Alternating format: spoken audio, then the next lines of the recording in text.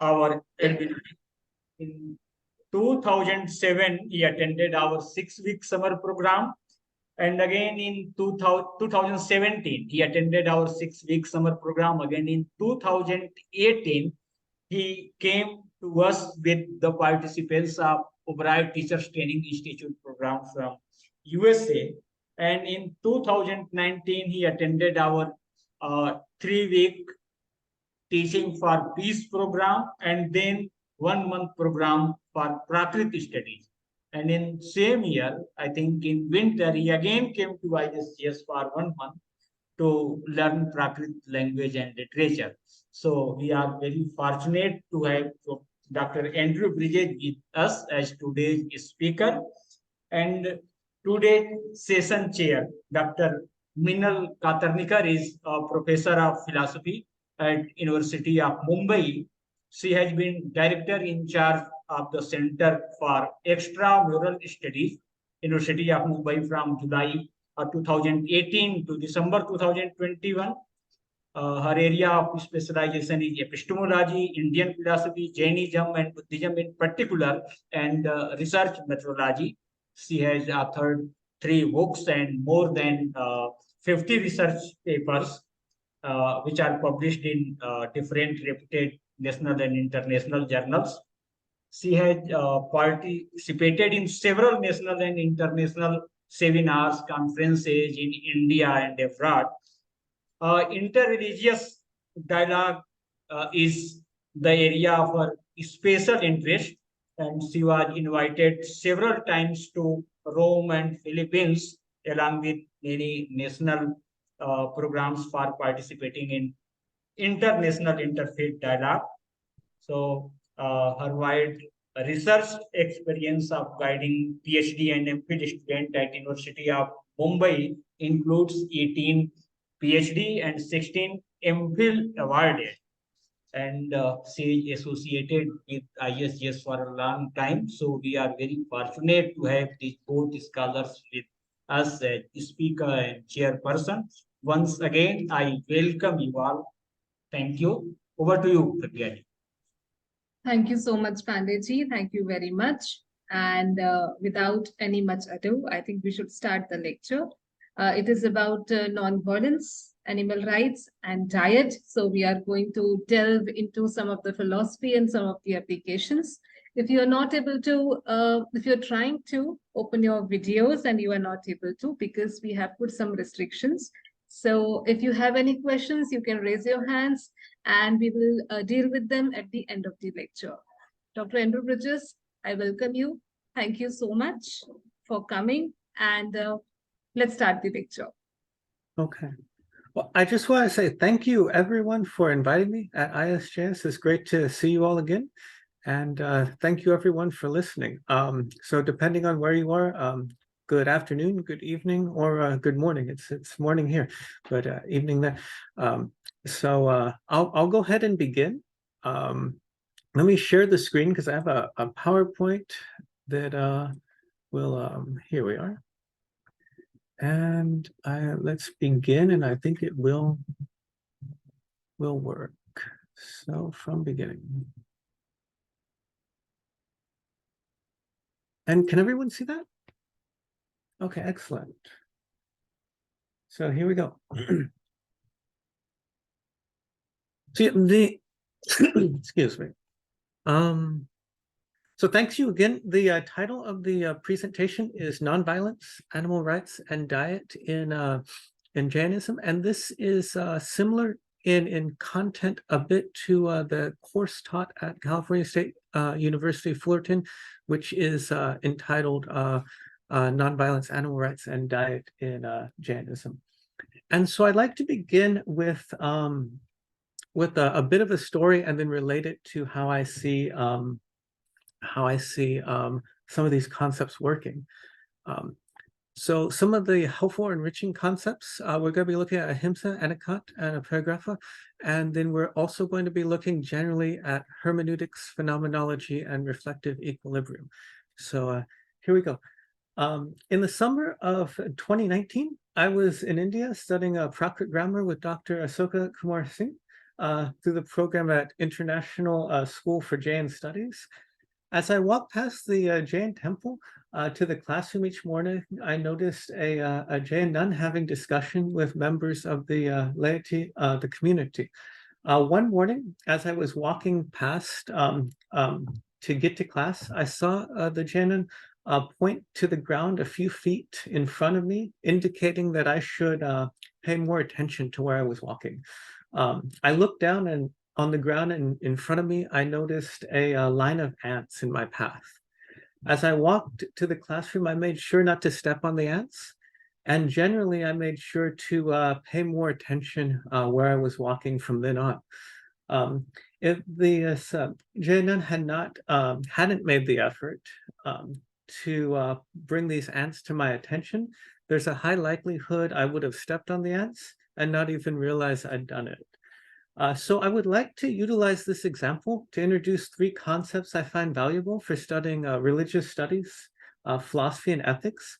And then I want to discuss how these concepts relate to the three Jain concepts of Ahimsa, Anekanta, and Aparigraha. These latter three concepts I find quite enriching for the field of religious studies, philosophy, and ethics, and much of the material we'll be looking at today. So the first concept I want to look at is hermeneutics, which essentially can be explained as the study of what words mean in their context. To understand what words mean in their context also means to understand the various possibilities of what the words can mean. So that one can grasp both their particular context and the contrast of other possible contexts. One of the features I noticed early on about the benefits to studying Jainism with respect to philosophical and ethical understanding is the ability to expand one's understanding to what concepts meant or could mean. The event I just described, the event of me almost stepping on the ants, is an event that could have be understood as having significance. One could say that if I stepped on the ants, I would be doing harm to the ants, and in so doing, I would be indirectly doing harm to myself. In order to understand what this means, we turn to hermeneutics generally to help us understand the words such as harm, ant, and self, and what they mean in the aforementioned example in the Jain context. In a Jain context, both the ant and I are beings that undergo reincarnation and accumulate karma.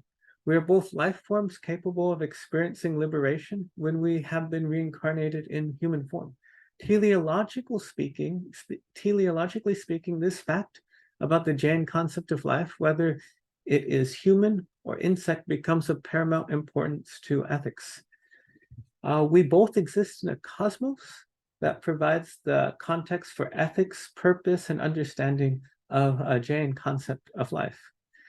And you will switch. So it's a very helpful Jain symbol that does a fantastic job in illustrating the interrelatedness of cosmology and ethics in a Jain perspective.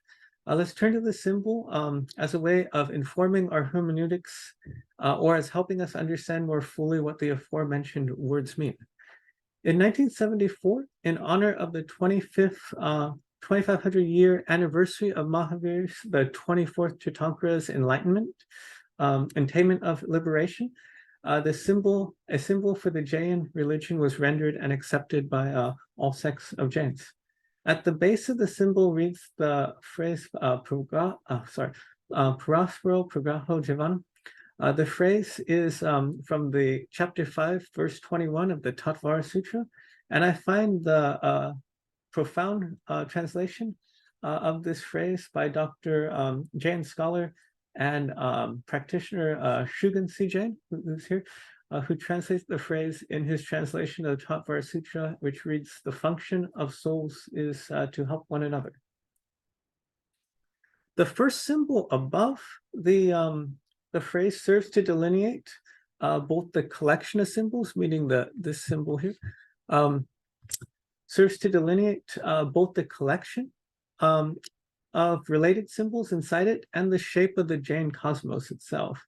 The Jain cosmos being anthropomorphic in character, divided into heavenly, earthly, and hellish realms.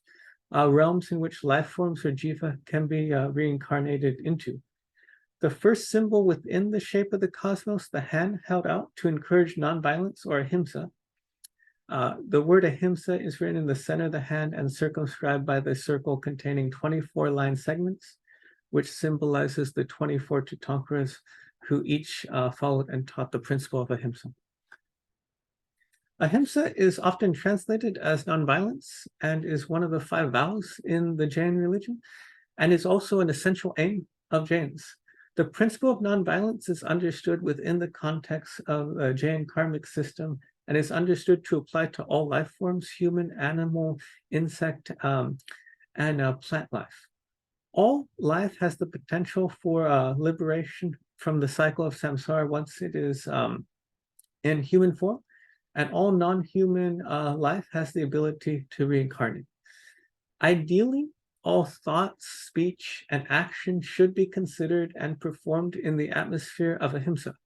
While existing and moving about in the world, Jains acknowledge that some harm, particularly to plants and insects, is sometimes unavoidable, but the aim is to reduce harm as much as possible to all living beings. When we provide a hermeneutic for words such as human, insect, or words such as ethics, purpose, or harm, all aspects of the symbol of Jainism helps us to understand what such words mean. They help us to understand the various dimensions of the meaning of these words. So let's go back and look at the second concept here, which is phenomenology. I'll relate it a bit to Anekanta. This concept is essentially, or can essentially be described as the way in which the world is experienced to the individual. This concept also acknowledges the variations in which the world can be experienced. If we revisit the example of me almost stepping on the ants, we can illustrate contrast in varieties of phenomenological experience. One salient contrast being the experience of reality with the ants in it, or the experience of reality unaware of the ants. In either experience, these ants exist, but in the latter example, there is no awareness of the ant's existence. The next way in which phenomenological experience of the ants can be understood is the way in which the significance of other life forms can be apprehended in the experience of them.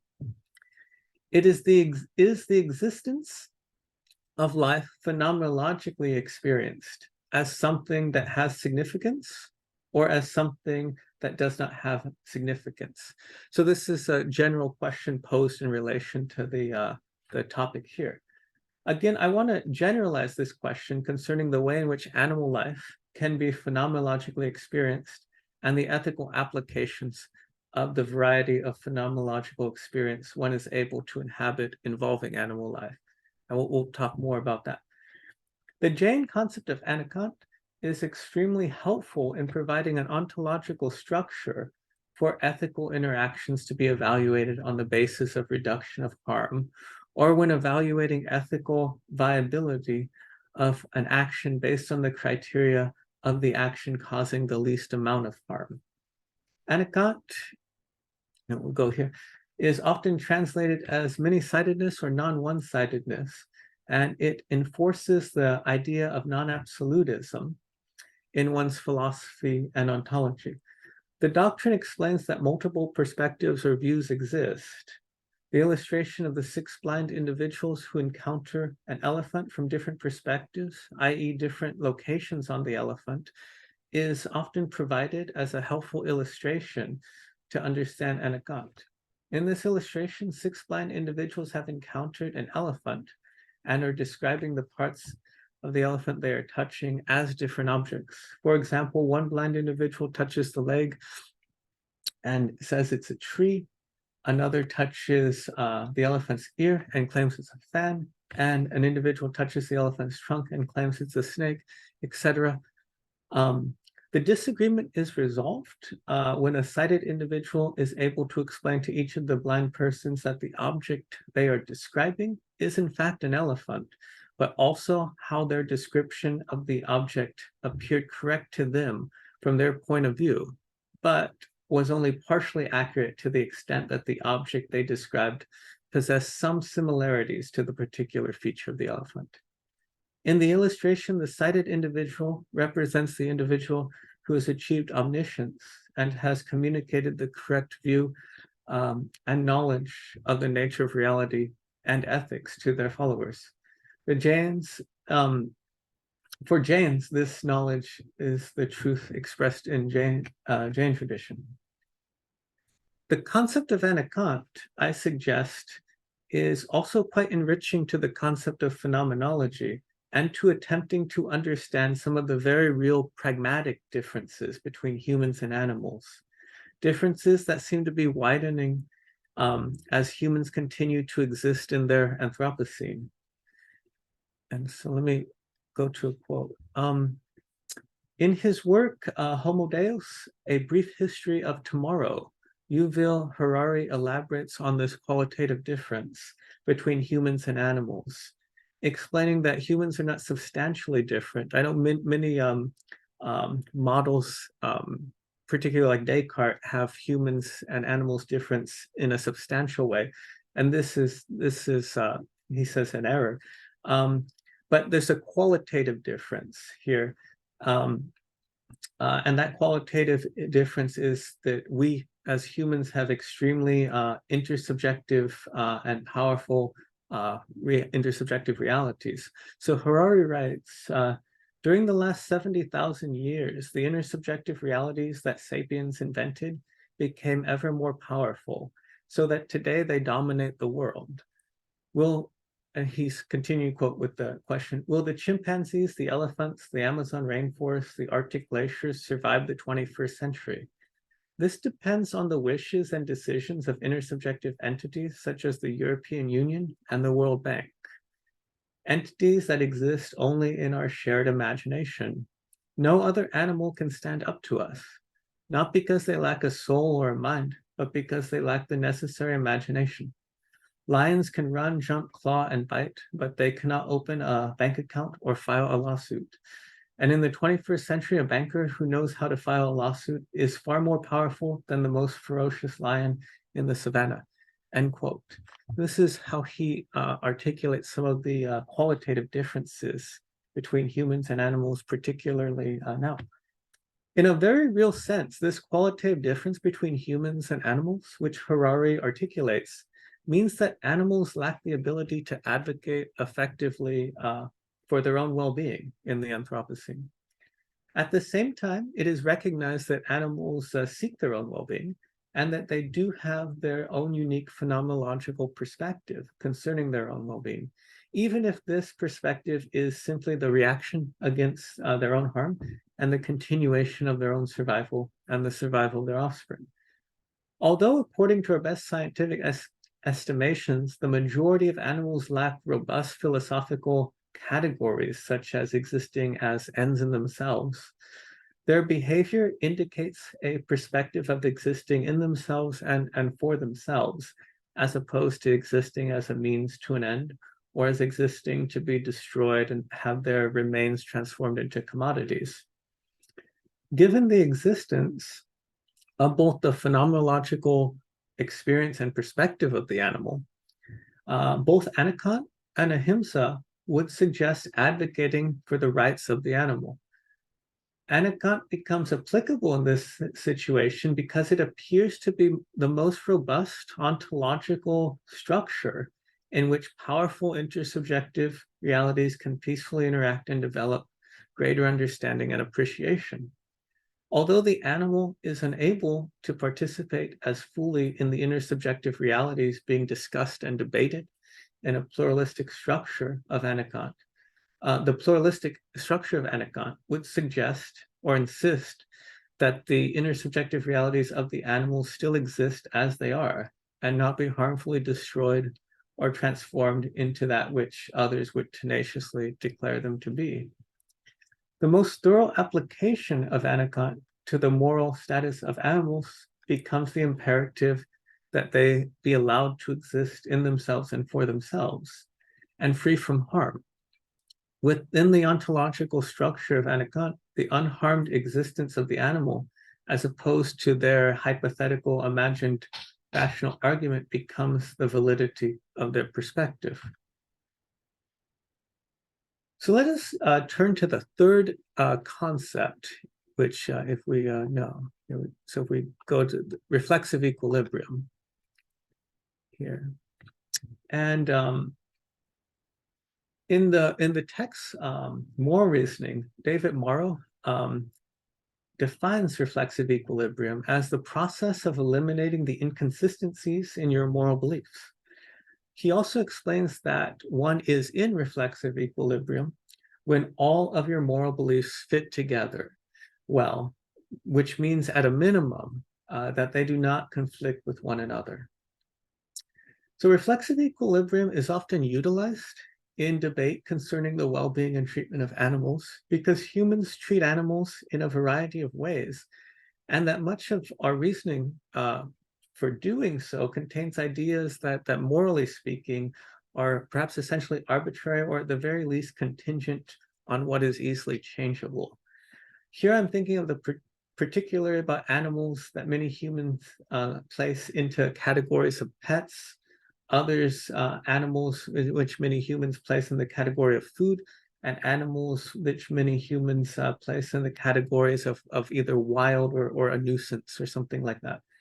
If one individual believes it is significantly morally wrong to cause harm to a dog or a cat, but not necessarily wrong to cause harm to a cow, pig, or chicken, but they also believe that cows, chickens, and pigs feel pain in a similar way in which dogs and cats do, then the aim of reflective equilibrium may be useful in helping this individual establish moral coherence between ostensible contradictory moral attitudes towards different species that should have similar moral status, but do not seem to in a practical sense. So we can look at the summary of the argument he provides here. Concerning the moral status of animals and their disparate moral treatment and the process of reflective equilibrium, David Morrow offers the following argument, this one particularly against factory farming, but it can be generalized. Premise one, it is wrong to cause significant unnecessary suffering to dogs and cats. Dogs and cats are relevantly similar to cows, pigs, and chickens in that both are capable of feeling pain. It is wrong to cause significant unnecessary suffering to cows, chickens, and pigs. Although many individuals may mentally acknowledge the validity of this argument, their behavior and their diet remain the same. Here, I would like to suggest that the Jain concept of Aparigraha or non-attachment, non-possessiveness can be quite helpful to assist one in achieving reflective equilibrium in their moral actions, particularly when also utilizing it in combination with suggestions from care ethics that we'll get into in a second. Aparigraha is the fifth vow is the fifth of the five vows in the Jain ethical system.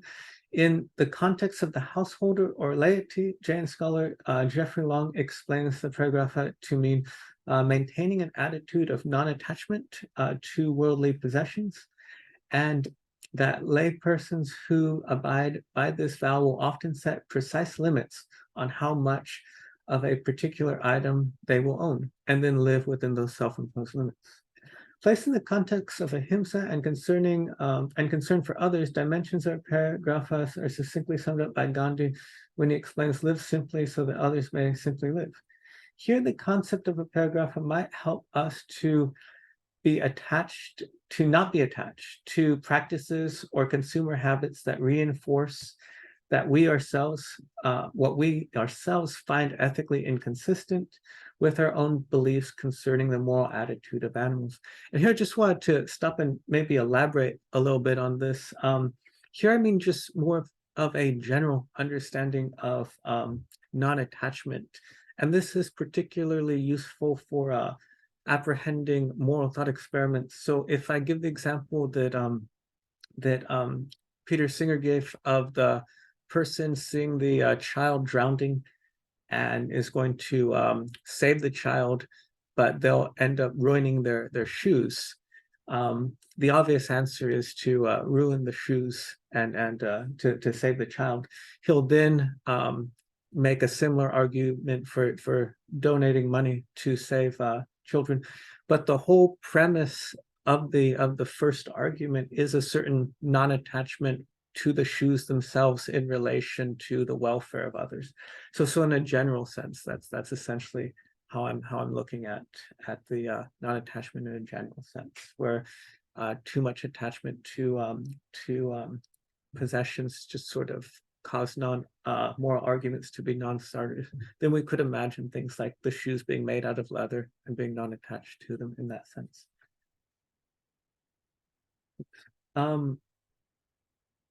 If we return to the concept of phenomenology and hermeneutics in relation to our understanding of the experience of animals, it may in fact be the case that we phenomenologically experience and hermeneutically define animals differently, due in part to the fact that they are placed into categorically different pragmatic functions in our societies. And this is done at an extremely large scale in the Anthropocene. Put a different way, when non-human animals and their environments are radically mediated by humans, we make it much more difficult, and we might even perhaps lose the ability to appreciate the subjectivity of the animal and have a robust and accurate understanding of what a lack of harm would be. Describing some aspects of the Anthropocene, Harari explains, now, here,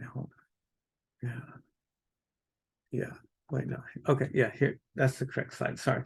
Now, humankind is poised to replace natural selection with intelligent design and to extend life from the organic realm into the inorganic. Sapiens broke the barriers that had separated the globe into the independent ecological zones. In the Anthropocene, the planet became for the first time a single ecological unit. End quote. Put more concretely, Harari writes, at present, more than 90% of the large animals of the world, those weighing more than a few pounds, are either humans or domesticated animals. Some of the contrast Harari draws between domesticated and wild animals are as follows, and he writes, the world contains 40,000 lions compared to 600 million house cats, 900,000 African buffalo versus 1.5 billion domesticated cows, 50 million penguins, and 20 billion chickens. And as you can see here, I took this pie chart from his work to sort of show the scale and human effect in the Anthropocene, where you're sort of reshaping the landscape. The human intelligent and intentional design, here intelligent just in a rational sense, maybe not in a moral sense, of the environment extends in large part to utilizing animals for a variety of purposes, and in a pragmatic sense, changing both the definition of what the animal is and drastically providing environments to alter our phenomenological perception of them. In this sense, I find that it becomes quite reasonable to claim that humans in the Anthropocene have created a situation for themselves, collectively speaking, in which there's much metaphorical blindness to what the animal actually is. Here I find that an illustration of Anekanta, of the 6 blind individuals and the elephant, is quite helpful in illustrating the problem. The metaphorical blindness the human species collectively have regarding animals is a blindness that possesses a much greater tenacity than the blindness of the 6 individuals and the elephant in the illustration of Anekanta. This metaphoric blindness possesses such a tenacity that it makes its blindness indistinguishable from sight. Humanity collectively, in its metaphorical blindness, does not simply say that the animal is what it is not, the way the 6 blind individuals do with the elephant, but instead we transform the reality of the animal into what we declare it to be.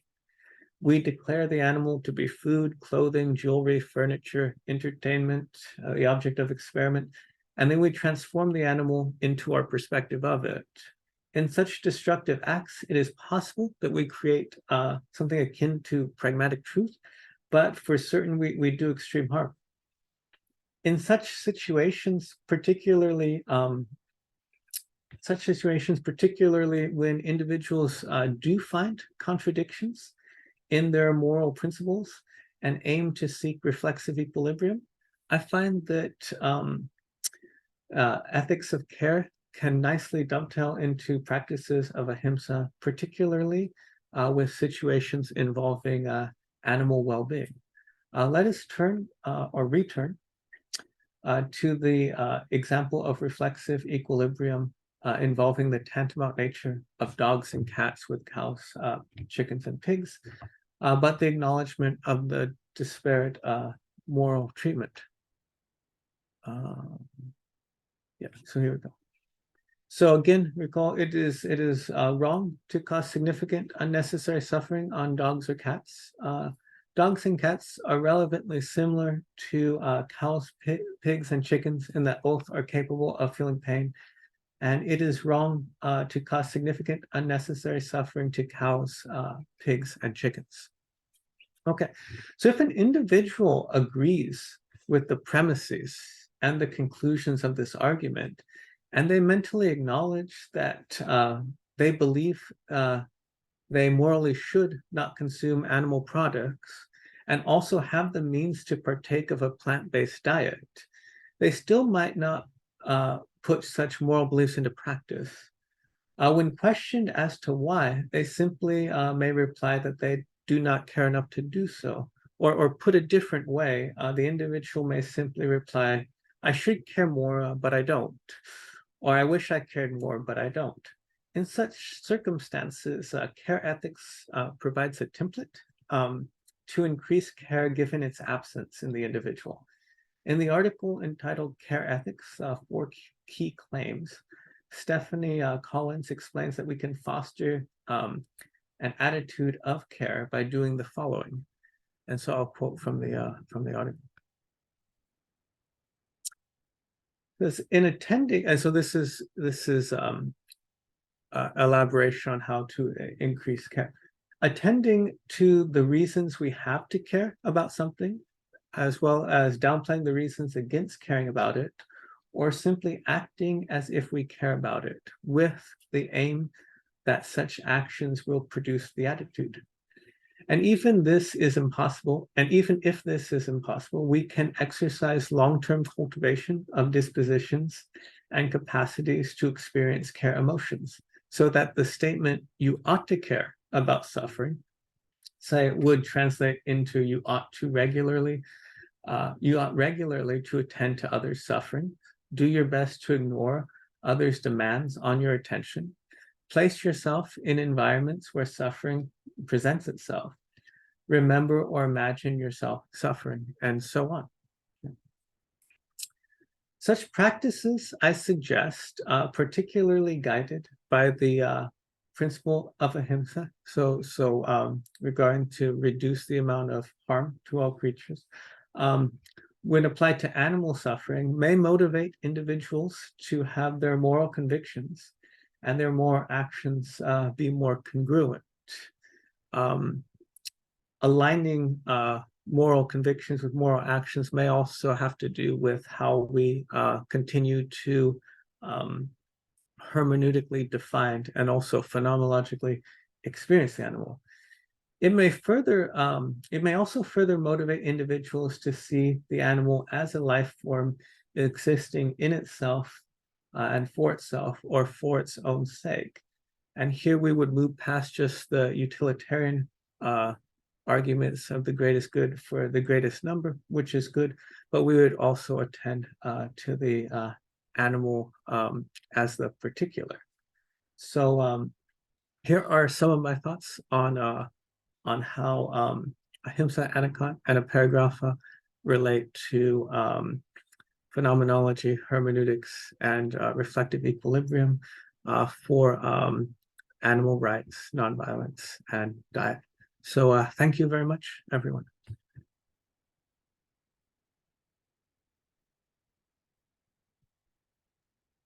Thank you so much, Dr. Bridges.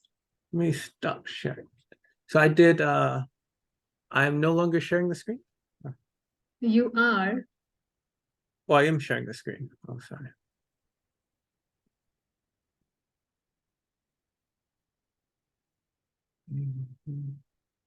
All right. So thank you so much for this very engaging talk. And we did know a lot many things, and you related the philosophy with the applications and how uh, beings are being treated. Are there any questions from the audience?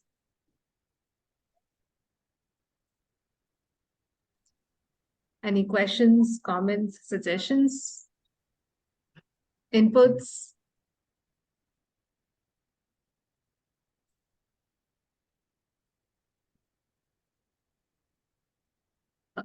I would request Shuganji, if he's there, to share his views on the talk.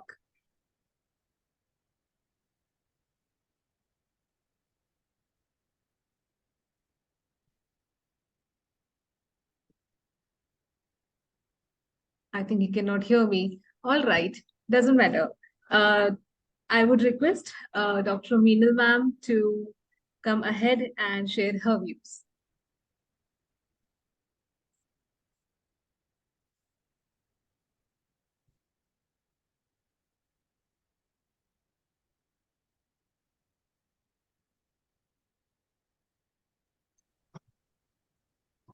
Thank you. I think they need.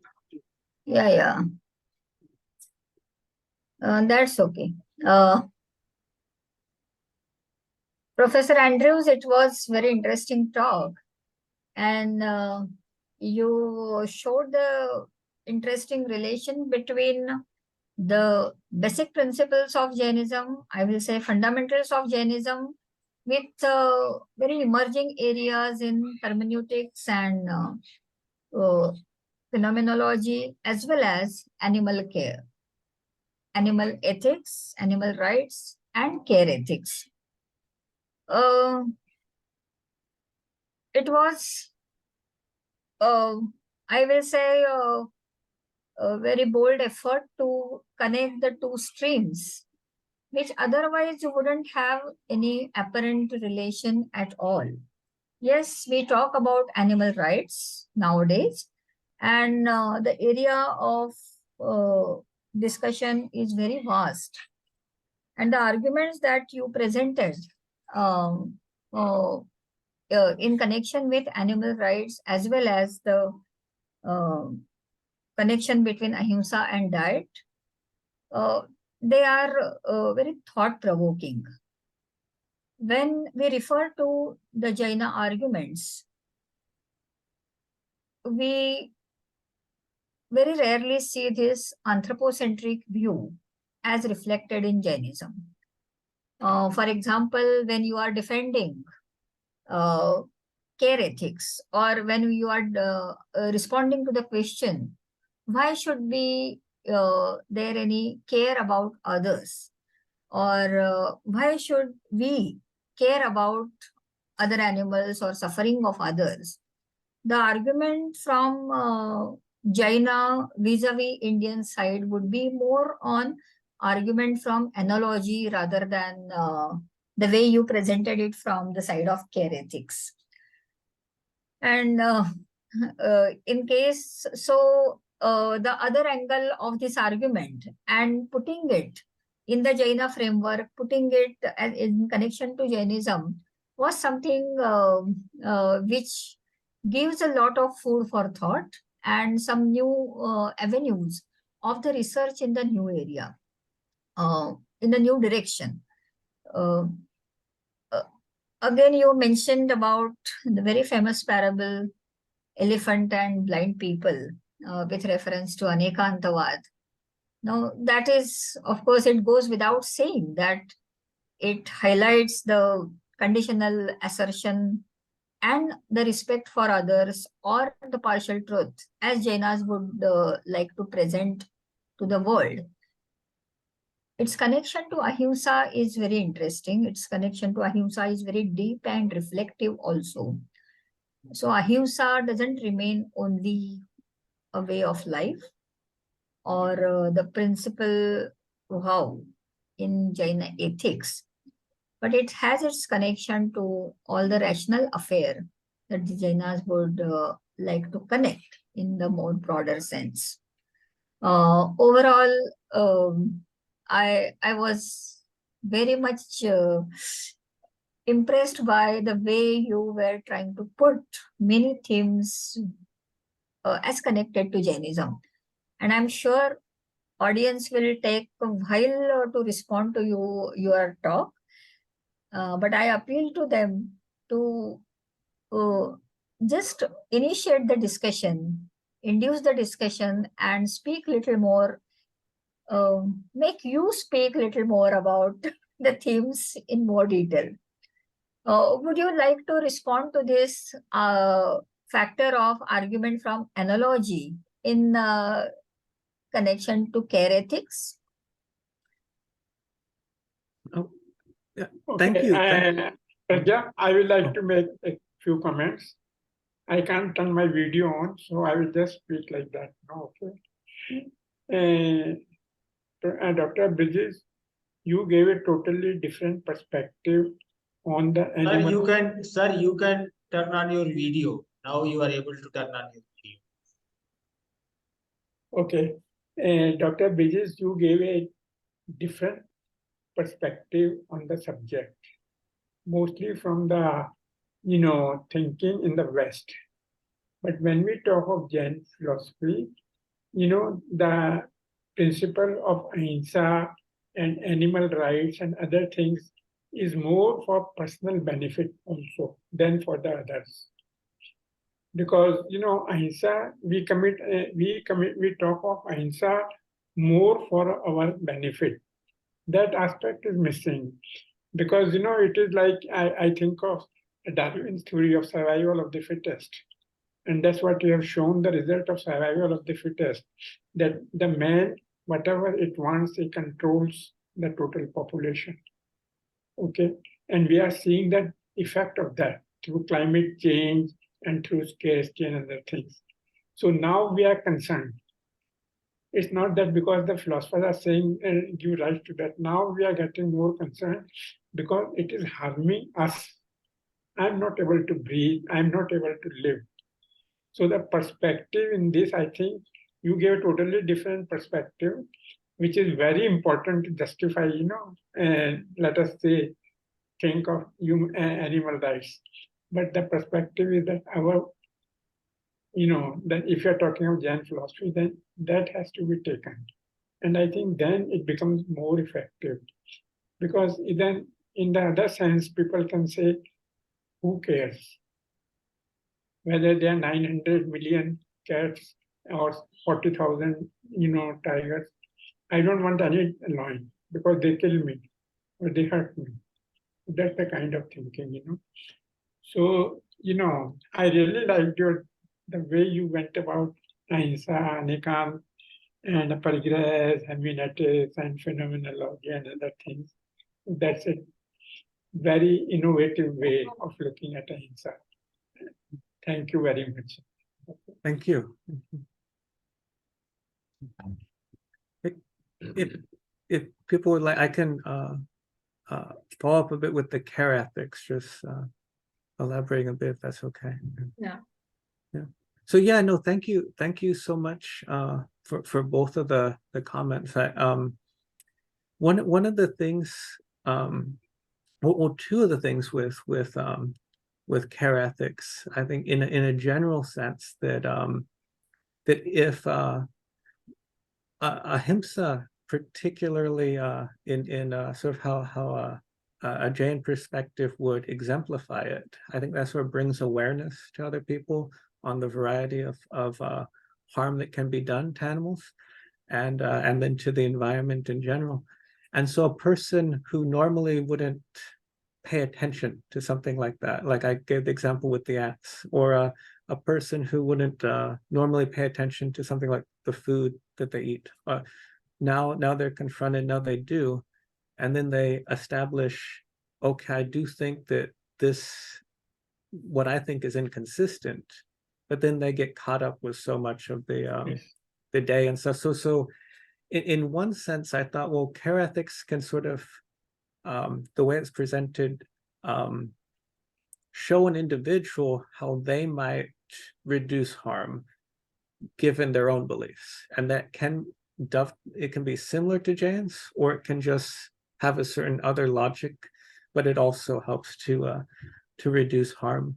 But there's other sort of going, sort of what Dr. Shugen Jain was saying about the survival of the fittest part in relation to earlier understandings of just the self. There's this fascinating article called Parenting the Planet by Sarah Krakoff. And she'll kind of argue that, like, for people in our generation, we won't necessarily experience things as that bad with climate change ourselves, as opposed to like future generations. But with future generations, they have absolutely, they haven't been born yet, so they have absolutely no control. We have complete control in one sense of how they'll be determined. So getting people to care about things and people that aren't them, and then in the same way animals too. So I think it has potential to sort of expand the way, at least in the articles I've been reading, expand the way we look at care when we see our power collectively in the transformative power of the human being in the 21st century. And so the analogy she gives is, collectively the human being used to be like an adolescent where they were just kind of reckless, and now we're becoming a parent, so we have to care for future generations. And so that's kind of why I like that. But then when we ask, well, how can we care, then I think Ahimsa is really good, because it shows us the interrelatedness of all of our the ways in which harm can happen. Yeah. Very good. That's great. I think I won't be wrong if I say that Ahimsa is the foundation of all the ethics of Jainism. You were talking about animal rights. I just want to ask you, do we have anything called animal rights? I mean, the word rights for animals, do we find it in philosophy? Because we are following Ahimsa, we are taking care of the diet, and we are doing everything to save each and every microorganism. But do we have anything called rights in philosophy? Yeah. Say generally speaking, yeah, in certain just when we think about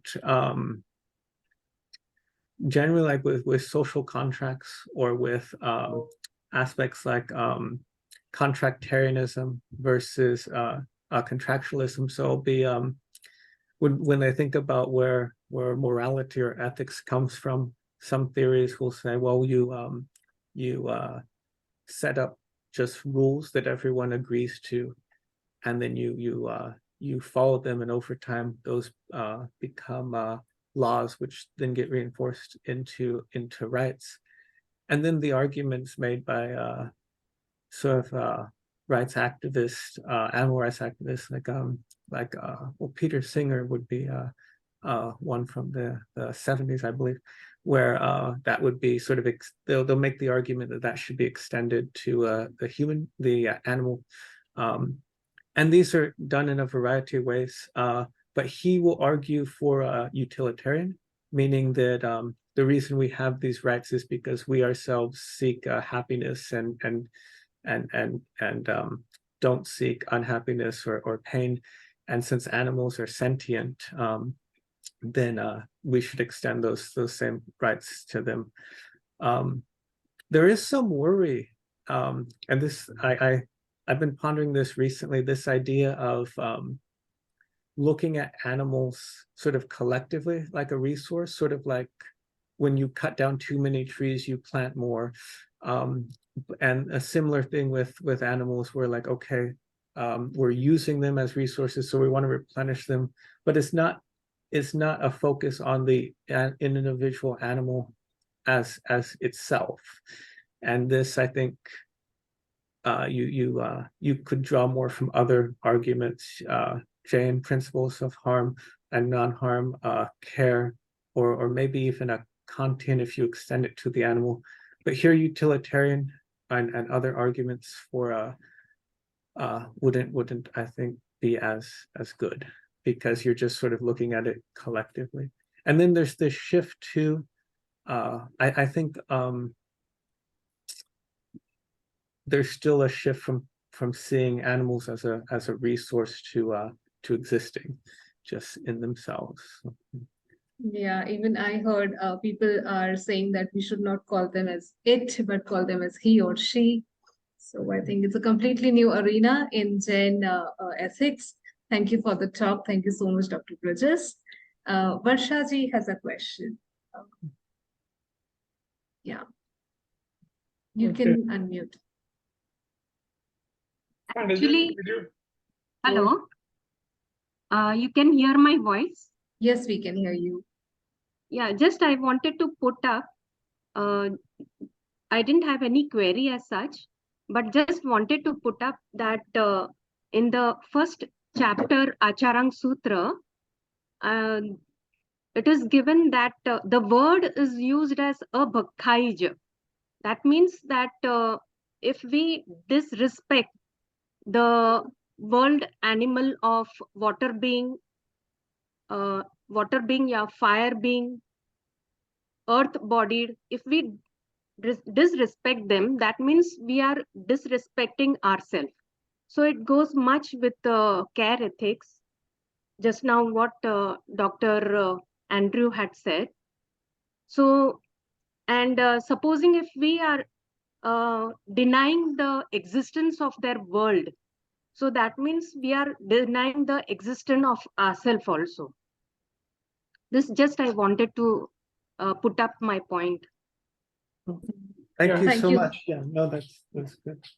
To support Andrew on this aspect, I think if you have seen his presentation, he did mention that put yourself in the place of the suffering. He did mention, this statement. And I also said, that we are doing more for ourselves. So Acharang Sutra, you are right, that concentration is for, like he said, started with Pasparo Jivanam, Okay. All right. Yeah. I think if there are no more suggestions, I think we should move ahead. We have Dr. Jaswant Modi with us. I saw him some time back. We have Mr. Narendra Parson, Mr. Manish Mehta, if they have any comment to contribute.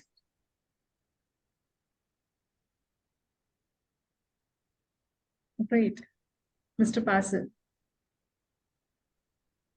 Yeah, I thought Andrew did a great job, and he lives near us anyway, so I'll get hold of it.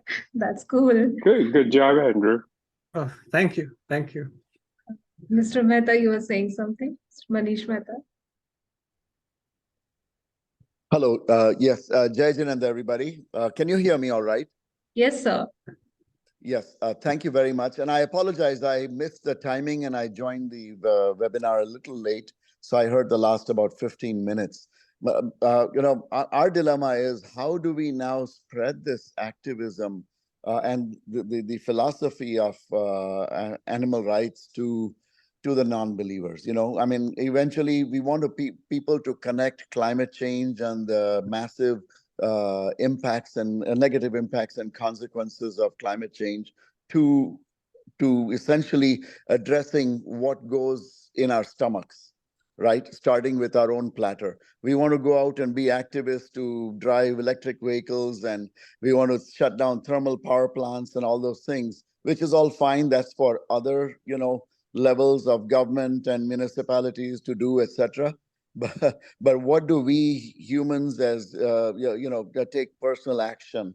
The only action we can immediately and swiftly take is by changing our diets and making our choices different from what's on our platter, right? That to start reducing the impacts. So I'm interested in understanding from Professor from Bridges, what he thinks about how we ought to go about being bigger activists and really driving the logic. Thank you. No, thank you for the question. So yeah, I just want to agree with what you're saying for the individual. Yeah, so it's something I've been pondering a bit more lately, because I do think the way that we structure our material reality definitely informs how we experience things. And I do think that how we collectively experience things gives us options for choices. So meaning if the majority of the animals are domesticated, either as pets or as well, majority of them food, that's how people will continue to see them. So I think just sort of reinforcing the idea that is not their purpose in that sense. But practically, in the sense of how to get more people to like read the existing literature or make the arguments on that, I would sort of put forth the idea that you can experience them differently. And so you're not necessarily just locked into the materiality of experiencing them as food or as resource or as commodity. So that was, I was leaning a bit that way with care ethics, where now more than ever, you have the ability to investigate everything via the internet. There's this good documentary called At the Fork, sort of like a fork that you eat and fork of the road, where where two people sort of investigate that, where they go out and they just look at how animals are treated and alternatives, and so that information is available, and as one starts to engage in it, like I'll teach that in contemporary moral issues in my class, and then also in the nonviolence, animal rights, and diets.